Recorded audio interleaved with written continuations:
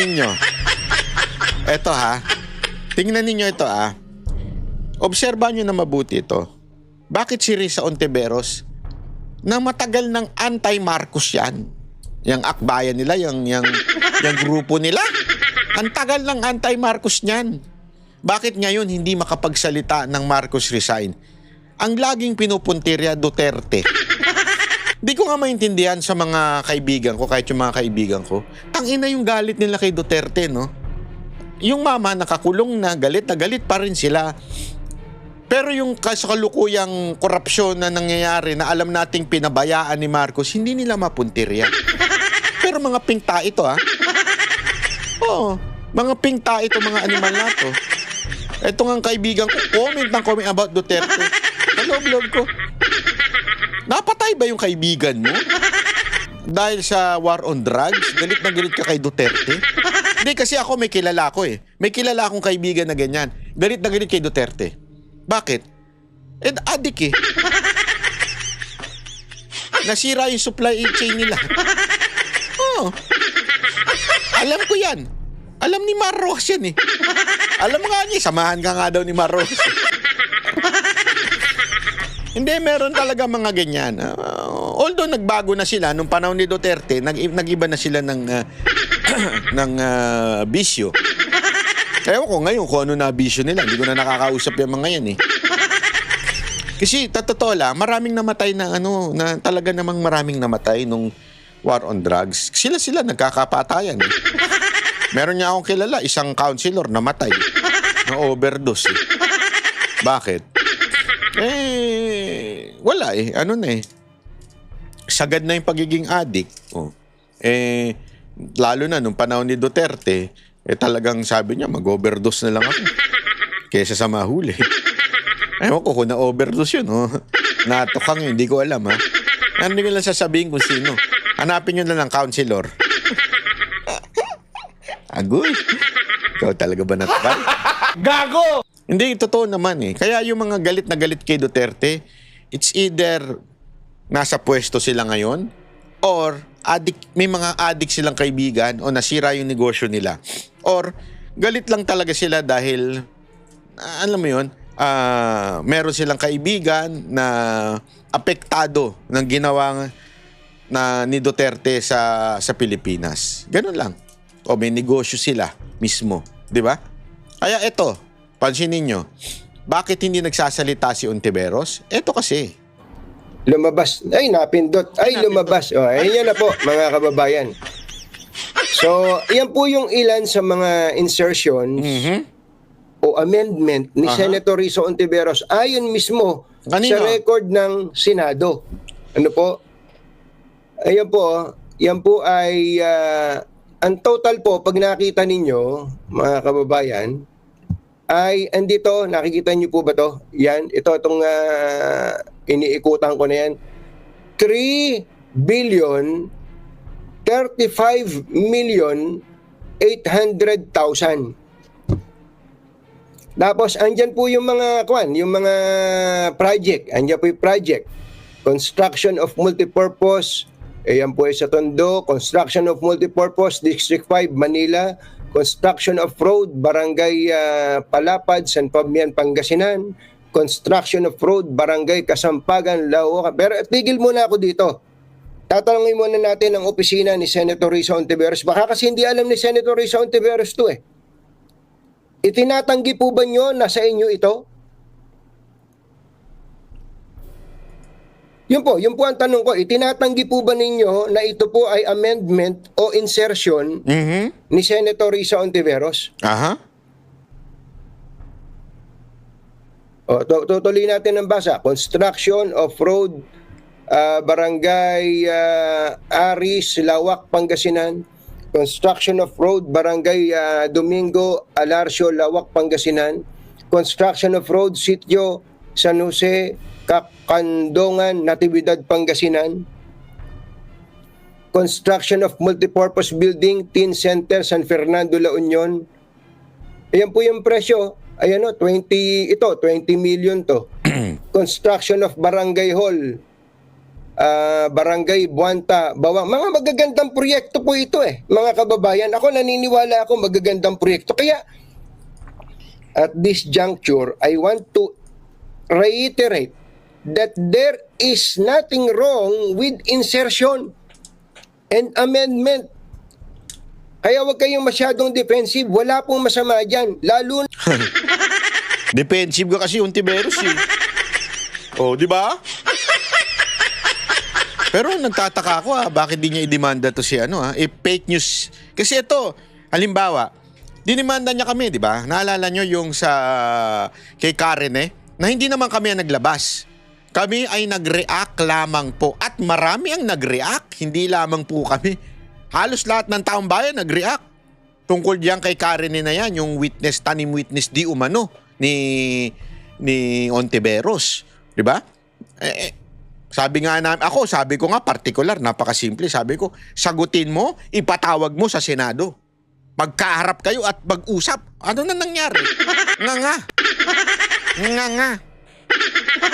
Pero nagdemanda siya. Tama, mali. O, di ba? O, ang tanong. Eto, mag-isa lang. Isa lang ang naglabas nito, si Anthony Taberna. At tinawag na fake news ni Ontiveros. Pero bakit hindi mademanda ni Ontiveros? Kasi magkakalabasan ng katotohanan. Magkakalabasan ng katotohanan dito. Siguradong sasabihin ni Katonying kung haharap siya di ba? Dadating sa piskal yan. O ito yung impormasyon na nanggaling mismo, etong dokumentong to ay certified galing sa Senado. Ito yung sinasabi ko. So anong sinasabi niyang fake news dito? Wala namang fake news Di ba? Ayaw lang niyang patawag na insertion. But in reality, sabi nga ni Cayetano, amendments pag sa kanila, pag sa kalaban, insertion. Di ba? Yung tinawag kila Joel Villanueva, kay Estrada, sinabi, insertion. Ito, meron din. Pero ang tawag nila, amendments. Ito ang tanong. Ito bang mga ito ay napirmahan ni Marcos? Kasi when you say amendments, nagdagdag. Okay, nagdagdag ka. So, sino ba pumipirma niyan? Doon sa pinaka-final, yung gaan na. Walang iba kundi si Marcos. Kaya ba hindi matira ni Ontiveros si Marcos?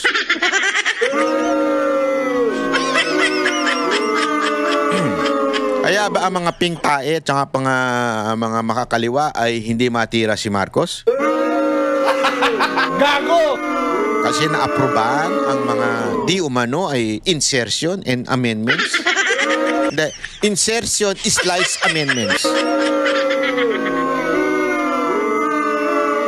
Sabi nga ni Katonying, maganda naman itong mga proyekto Kasi, eto inakusahan nyo si Congressman Pulong Duterte. Tumanggi ba siya? Sinabi niya, hindi, walang ganyan. Ano sabi niya? Ay, mapunta kayo sa Davao. Ipapakita ko sa inyo, ito lahat tapos. Di ba? Nagpakita siya ng proof. Yung galing sa DPWH, tapos. Tapos may video pa. Tapos din. Maganda, naayos. Hindi naman niya tinanggi. Hindi naman niya sinabing, hindi, walang ganyan. Hindi, pinakita niya, sinasabi niyo, ito, Sabi ng DPWH, tapos lahat. Malinaw, malinis sa DPWH, tapos. Baka sabihin niyo, sinabi lang ng DPWH yung, punta tayo ngayon sa lugar. Pinakita, lumabas sa social media. Ang ganda ng mga flood control, ang ganda ng mga highway, maayos. Tapos. Ikaw, Ontiveros, bakit hindi mo ganunin ito? Aminin mo. Sabihin mo, oo, ako nag-amend yan. Pero lahat yan tapos. Ito yung mga yun, ito yung proof ko na tapos yan. DPWH, ito yung sinabing record ng DPWH, tinapos. Tapos lahat yan, maayos yan. Bakit ayaw mong aminin na may ganyang amendments? Baka kasi hanapin. Tulad ng mga naglalabasan na picture ngayon na nakalagay ang pangalan mo doon, wala namang proyekto. Ganun ba? Natatakot ka bang aminin? Dahil baka hanapin at makita talagang wala? Excuse me po. Gago! Di ba? Sabi nga ni Taberna, maganda ito eh. Maayos itong mga proyekto na ito. Tama ka naman yan, Anthony Taberna. But the question is, tapos ba? Naayos ba? Lahat yan, papel pa lang. Diba? Baka kaya ayaw aminin. Diba? Kaya baka idini-deny kasi pag hinanap, delicates yung senador na yun. Kasi ako, halimbawa, nasa gobyerno ako. Akusahan mo ako ng, halimbawa, eto, inutang ko bilang mayor. Halimbawa, mayor ako ng chief ako ng isang city, halimbawa. Mayroon ako mga project na ganito, bilyon-bilyon. Diba? Tapos, pag tinanong sa akin, Mayor Banatbay, meron kang project na ganire. Ay ako, wala akong problema. Ano ngayon? Ito, nakikita ninyo. Ang ganda-ganda. Di ba? Ganyan din naman ginawa kay Yorme noon eh. Ano sinabi kay Yorme? Si Yorme nagbenta ng Divisoria, ganito. Alam mo bakit siya nanalo? Landslide? Kahit siya ng akusasyon sa kanya? People saw yung mga building na pinagawa niya, ospital, paaralan, nakita ng tao. Walang problema sa mangutang, magbenta. Sabi niya nga kahit yung relo doon, ibebenta niya eh. Ang tawag pa nga sa kanya, boy benta, di ba? Naging effective ba? Alam niyo bakit hindi naging effective yung boy benta na yun? Kasi nakita yung proyekto. There is nothing wrong, supposedly, sa mga amendments and insertion o projects o kung ano man ang tawag mo sa lintik na yan, kung makikita ng tao. Kasi kailangan naman talaga ng infrastructure. Nung panahon ni Duterte, may build eh. Bakit walang question na ganyan? Because people are seeing it. Ang problema ngayon, ang daming sasabihin nyo, pinagmalaki nyo pa. Ganun, sona pa kayo. 5,500 flood control project. Kinabukasan, baha. Kasi nga, ghost project. Kung talagang walang problema sa project, kahit ikaw pa'y magamit, i-claim mo pa nga eh. Diba ganyan yung kay Yorme, kiniklaim niya, anong paki? Gusto niyo ibenta ko pa yung relo? Gusto niya? Dahil lagi ko naririnig sa speech niya. Gusto niyo ibenta ko yung relo? Ibebenta ko yan, basta mapakinabangan ng Manileño. Napakinabangan ng Manileño eh. Kita yung, alam mo, eto ha, ang daming humihingi ng tulong sa akin sa Manila.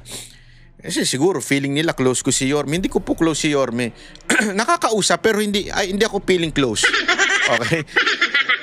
Humihingi na gusto daw makapasok sa ospital, sa paaralan, sa ganito. Sabi ko, libre yan. Basta Manileño ka. Alam ko nga, kahit hindi ka Manileño, libre yung ospital eh. Basta Pilipino ka. Libre yan. Hindi mo kailangan ng palakasan dyan. Ikaw ay aasikasuhin dyan, hindi mo kailangan na in-endorse ka pa ni Banatbay, in-endorse ka pa ni Yorme. Walang ganun dyan.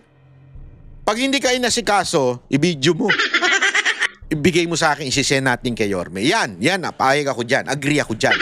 Diba? I mean, i-report natin kasi all government officials should be serving the people.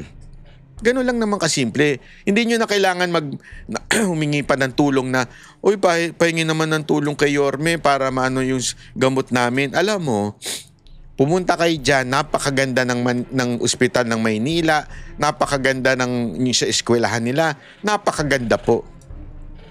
Kaya, you do not need to do, gagampanan nila yan bilang public official. Kaya nga, nakakapagtaka itong si Ontiveros.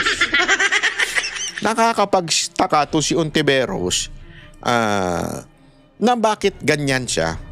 'Di ba? Bakit ganyan siya na meron siyang pagdi-deny. Bakit? Yan, records yan ng galing mismo daw sa Senado, sabi ni Taberna. Pwede namang, eto if it's really fake news, sasabihin niya yun na Senado. hindi totoo yan. Kausapin mo si, yung boss ninyo dyan. Na i-deny yan. Yan, masasabi mong fake news. Hindi eh. Sigurado ko, nakuha niya yun in a legal way. Legitimate yung document na. Hindi naman magsasalita yun si Taberna ng ganyan-ganyan lang. Sisirain niya yung karir niya dahil lang naglabas siya ng peking dokumento. Imposible yan. Di ba? Hindi man pareho tayo ng paniniwala dito kay Ontiveros si Taberna sa mga pagkakataon, pero imposible naman niyang ganyanin yan na maglabas siya ng peke. So, akin lang, sagutin mo na lang. Asa na yung mga proyekto na yan? At kung talagang fake news yan, demanda mo nga. I-demanda mo nga si Katunying. Kasi dinimanda mo nga kami, nag-react lang kami. Hindi kami naglabas nag-react lang kami. Ikaw, yan mismo naglabas. Sinasabihan mong fake news, hindi mo i-demanda. May ibig sabihin, di ba? Gago! Anyway, maraming salamat po mga kababayan. Ingat po kayo and always stay healthy. Drink a lot of water and sleep. Kasi talaga ngayon ang panahon ng flu season, talagang grabe ho ang sakit. Pag kayo tinamaan, damay ang lahat ng bagay, lalong-lalo na ang inyong trabaho. Maraming salamat po. God bless everyone. Kami ang boses ng masa, hindi natatakot. Katotohanan lang, di kami nalulunod. Walang bahid ng sismis, lahat ay totoo. Kahit sino ka pa, pag mali ka babanatan ka. Walang pinipili kulay, wala kaming kinikilingan. Basta para sa bayan, kami lalaban. Pagdama palakpakan, pag mali banatan. Di matitinag, di matatakot, para sa bayan tuloy ang sigaw. Sa harap ng kamera, walang halong takot. Mga baluktot, lahat kayo'y tulad.